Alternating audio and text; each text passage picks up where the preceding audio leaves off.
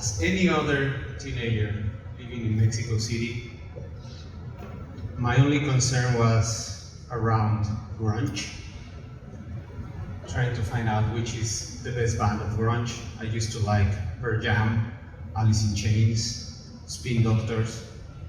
Spin Doctors was not grunge. I used to like Spin Doctors too. And obviously, Nirvana, the king of grunge, right?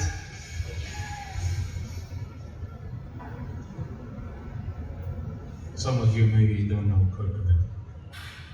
The king of grunge. Even though he committed suicide a few months ago, at the age of 27 years old, he took a gunshot, put it in his head. It's never clear if he put it like here. It was a gunshot. And he committed suicide.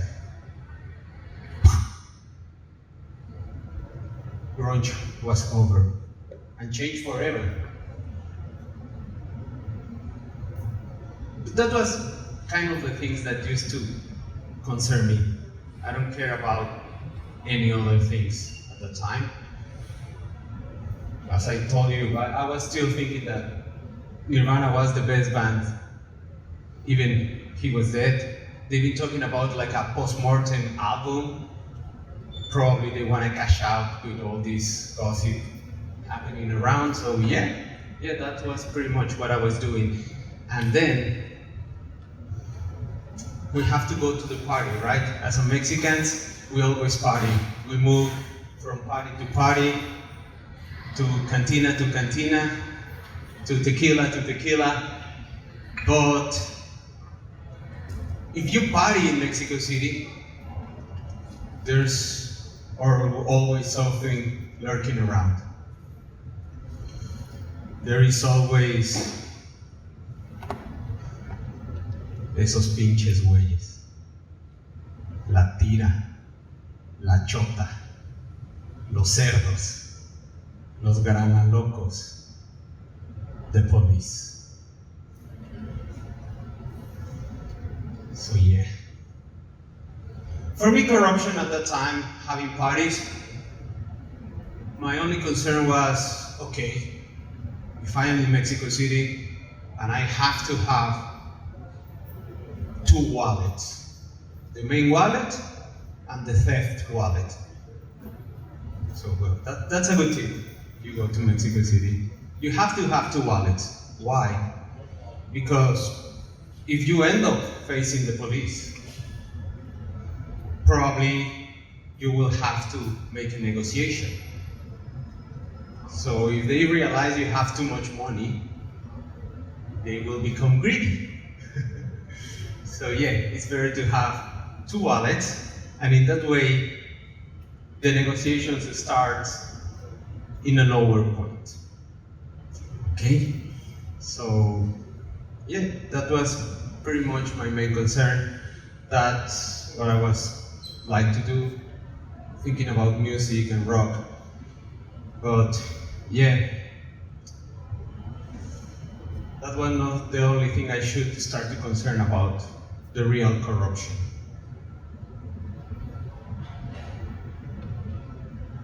When you face corruption, you face the bite. That's the way they call it. And they don't care about if you are an old guy, a young guy, a baby, a teenager, if you have power, if you don't have, they don't care. And the bites comes from everywhere. From the police, to the politicians, to public servers, everywhere. Everything is permitted with this corruption. So let's go to back to that day, sorry. The plan was simple. I just wanna play basketball with my dad. He used to play with his friends. I joined him. The plan was simple. I just need to play some hoops. When he was satisfied and enough tired, but happy because he was winning, I have to strike and say, Dad, can I go to the party tonight? Can I have some cash? And can I have the car?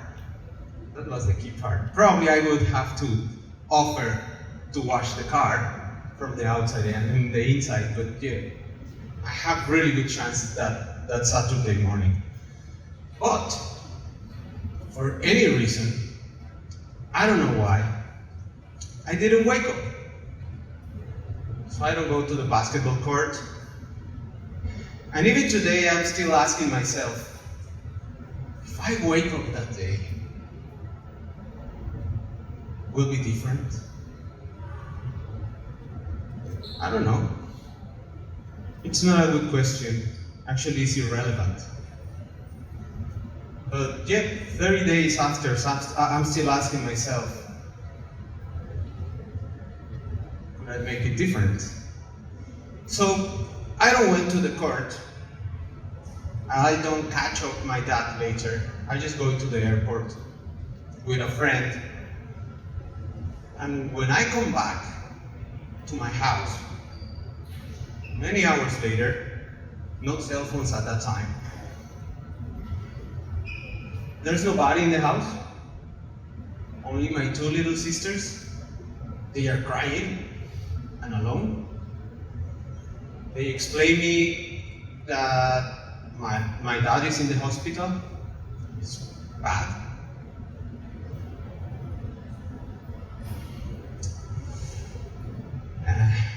But actually, the reality is worse. He's not bad in the hospital. He's lying flat dead in a public basketball court. He's been spending hours there, and the policeman that attend the call, he refused to pick up the body. He don't let us pick up the body. He don't let us take him to the funeral home and give the last goodbyes. It was pretty much like, if you want to do it, you have to pay for it.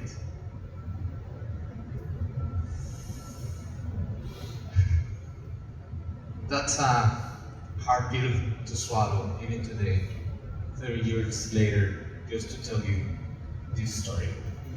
And think about it. The people that supposed to be helping you, be compassion, showing some empathy about a mom, a widow, a new widow, instead of. And the crazy thing is, sometimes in their twisted heads, they think they are helping you. It's like, if you give me some money, I will free you from all the paperwork, from all the hassle, for all the procedures, blah, blah, blah. So yeah, sometimes the law is so complicated that probably he was really trying to help us. Or maybe he just realized in the deep hole she was, and he just wanted to cash it out. I don't know.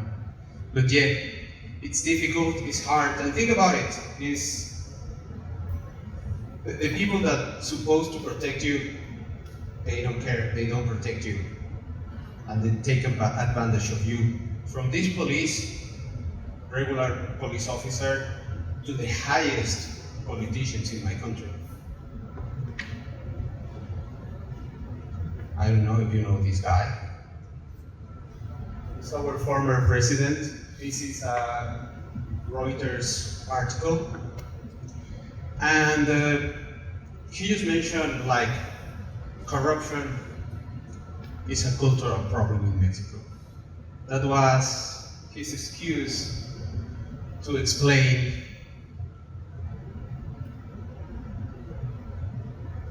this. This is also from The Guardian. It's crazy. The journalist that found out about this scandal, she got a lot of problems, but they go openly. I don't know if someone knows this very fancy magazine, Hola. So they talk about it's lots of magazines in Mexico printed with the house. So this house that came out from corruption, they presented in a magazine. They start to pull and start to learn about all the investigation. The starting point was the magazine. So all these photos are from the magazine. So it was not even in the hide. They don't try to pretend nothing. They just show it. The journalist even wrote a book, and the name is La Casa Blanca, like the White House, from the president of the USA. So the president of Mexico, he also wants to have a White House. But yeah, trying to think, trying to understand about my personal story, this public story I'm sharing with you. In my view, more scarcity means more corruption. If you have access to something that anybody else has access, you become greedy and you will try to cash. And that's just simple human nature.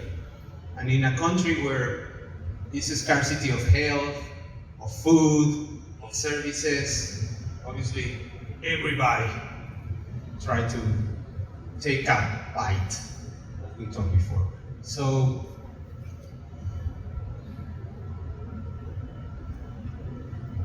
when I came to Hong Kong, and during this working for the presentation and investigation, I realized Hong Kong also had a difficult past. So it's interesting to think that a country super safe like Hong Kong, super efficient, they had some problems in the past. And definitely that gives me hope. And led me to learn from what happens in Hong Kong. I don't know if some of you are familiar, was quite interesting to learn, like they don't have bites, they have T-money, black money, or hell money. So, yeah, T-money was very common. It's interesting, and I was thinking, in Mexico, sometimes they ask you, like they mentioned during the tips, for a glass of bed, a glass of water or a bed are very common. That's the same way in Mexico, and we don't ask for tea, but we ask for a soda. That's just the way to say, like for el chesco, just the style we call a soda. So yeah. How did they fix it? During the investigation, I don't know if you're familiar with the Corruption Perception Index. Transparency International, it's a global group that surveys and gets the perception of people around corruption. Hong Kong is in 12th rank, so yeah, they're doing very good.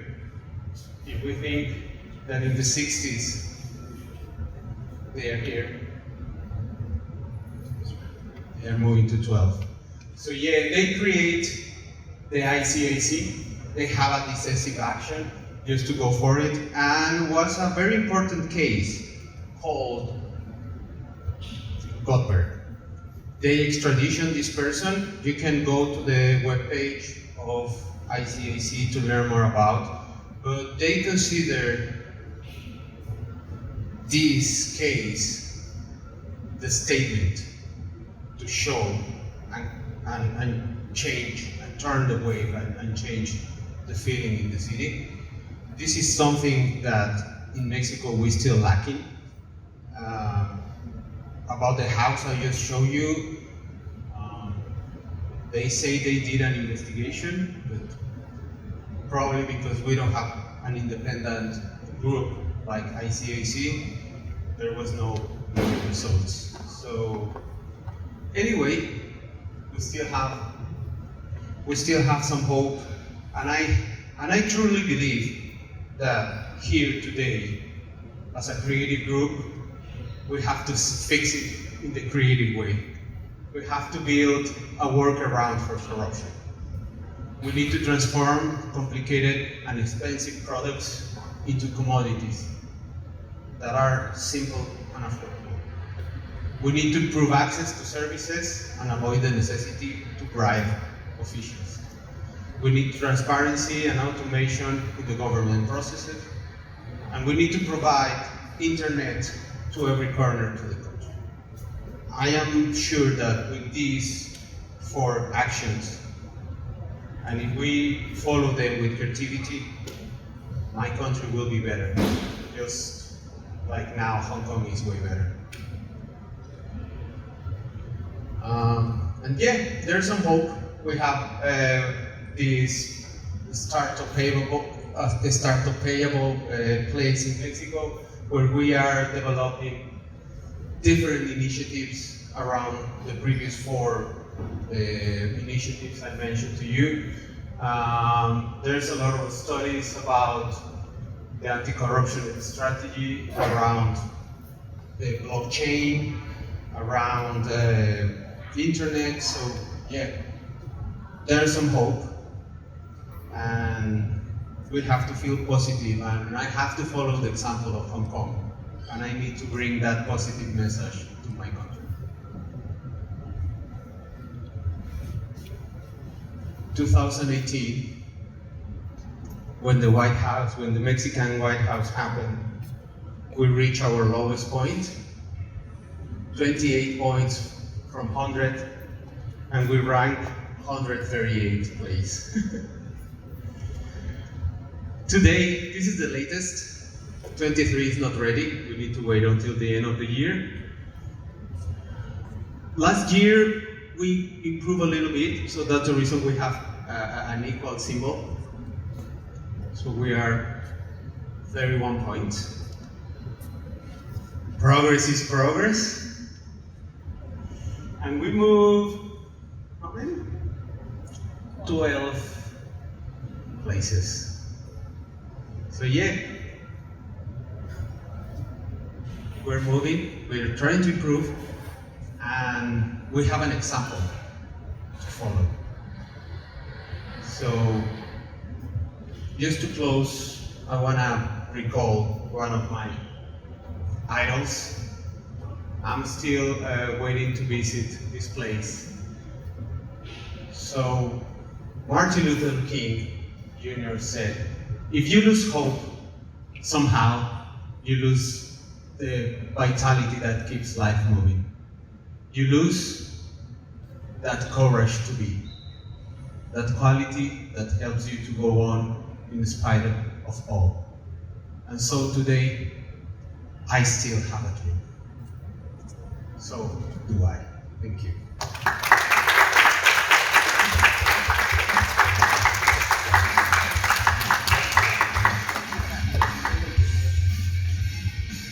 Thank you, Rene. Like outro music? Spot on. Thanks, Rene, especially for sharing so vulnerable, so open your past and a very difficult part in your life. But it was interesting to me that the leader of a country says, we're all corrupt, fuck it. It is what it is. It is in our culture. But the people don't agree with that, and they actually want to change that. I want to give the opportunity to the audience to share something or to ask a question, maybe from experience, or maybe you have a specific question for Rene. Yeah, right here. Hi, my name is Katrina. Thank you for sharing your story. It's really touching. I want to ask, when you experience something like that at a young age, how do you ever trust people?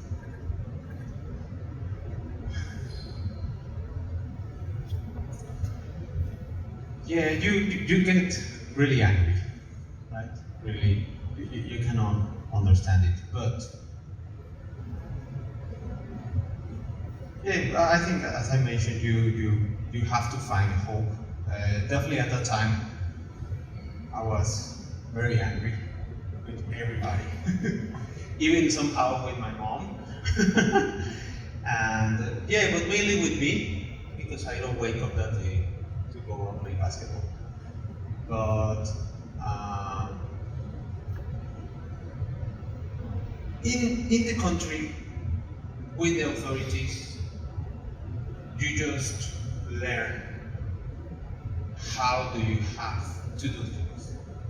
It's not about if you trust them or not. It's not about, it's just like, you have to fix something, right? It's a little bit like in marketing, like our clients, they don't want to explain you about the benefits of the features, they just want to fix a problem. It's the same, when you need to do whatever you need and you have to deal with the police or with the politicians, you have to fix a problem. So, yeah, you don't trust them. You just focus in fixing the problem. And yeah, sometimes if fixing the problem means you have to bribe someone, you are going to do it.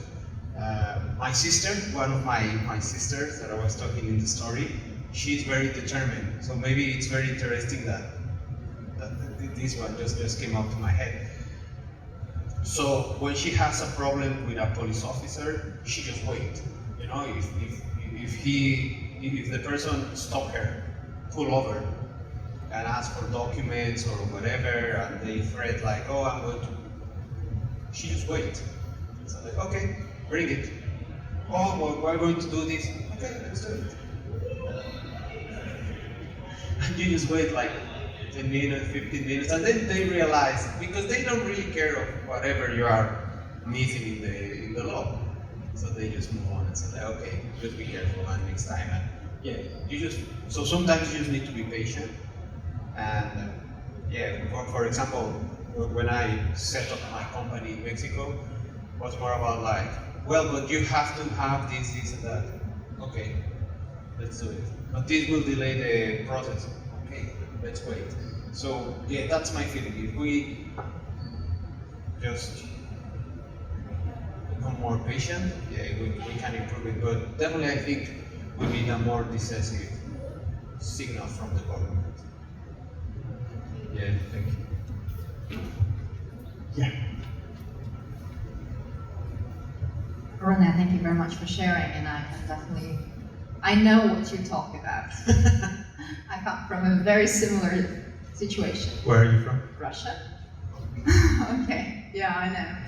And just to add on this topic that you brought up, the most interesting as well as bizarre thing is that when you're trying to tackle corruption, there will be a pushback coming from society as well.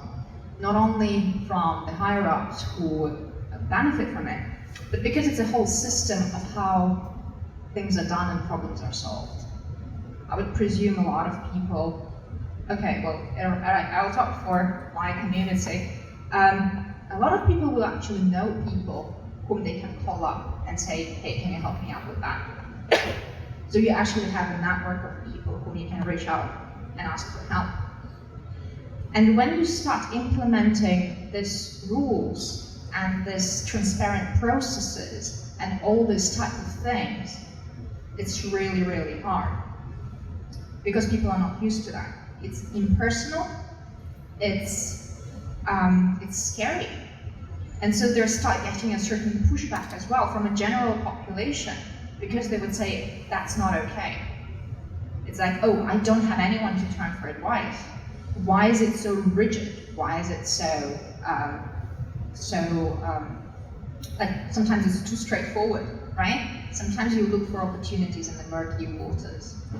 And so this is the reality of tackling corruption. You will get the pushback not only from those in power, but you might actually get the pushback from people as well, because they would also say that's just the way we're doing things. That's our culture. And you feel so proud, so important, right? Like, Right. oh, I know this guy that know this guy that know that guy. So it's not only the processes, but also it's definitely integrated in your cultural story and your social relations, and that's what it makes it so difficult to overcome. Yeah, so just wanted to put it out there. Thank you. Thanks for sharing. Anyone else? Oh, I'm not really familiar with the kind of political system in Mexico, but what would you say, like, how possible would it be to have an ICAC there? How hard is it, and like, how are elections of the president or the police? Do they just pay to be in the system? How does that work? Yeah, that's a very interesting question. I think it's possible. We have a new president. He's the former president. This new president, I was definitely not trying to make it a politic thing, this chat, but this new guy, as we've been talking, some people is pushing back, but yeah, he's trying to show, at least in the front, that he's different. He's a little bit drastic, but I think it's good. But he's talking all the time about no corruption. That was the flag that let him take the power. And from these White Houses we saw, now he travels in couch. He doesn't own an aircraft. You know, any normal country, the president has an aircraft, even the most poorest countries. But he travels in couch. So it's quite interesting figure. And he's talking all the time about no corruption, even though they don't have an institution like this. So yeah, I think we'll take a little bit longer, but we're giving the first steps. We're seeing some little progress. So yeah, thank you.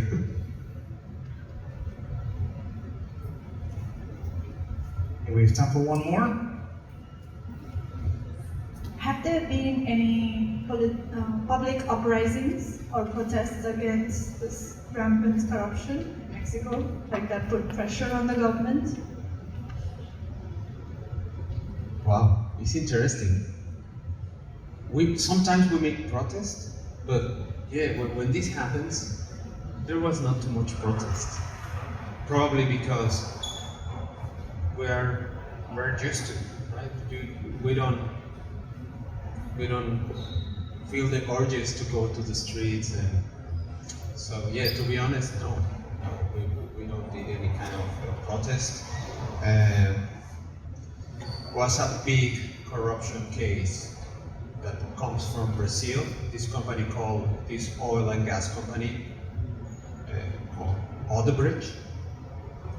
I think in one country in Latin America, one president commits suicide when everything starts to come up.